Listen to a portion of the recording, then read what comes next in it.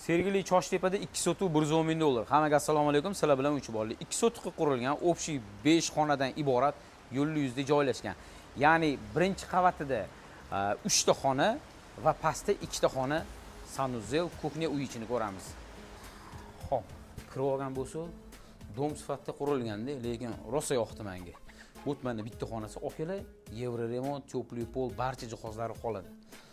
Bu mana mehmonxona. Katta va keng. Kirib yashashga tayyor 3-xonasini ko'rishimiz mumkin. Dupleks sifatida qurilgan. Endi okala pastga tushamiz.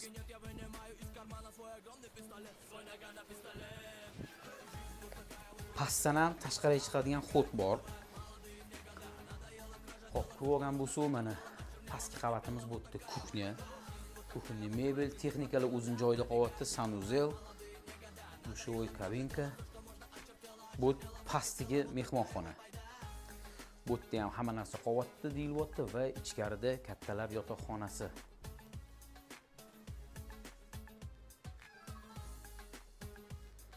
Okala uyimiz ipotekaga ham to'g'ri keladi. Yo'l yuzida joylashgan. Orientir Choshtepadagi masjid shunday yonidagi uy bo'lyapti.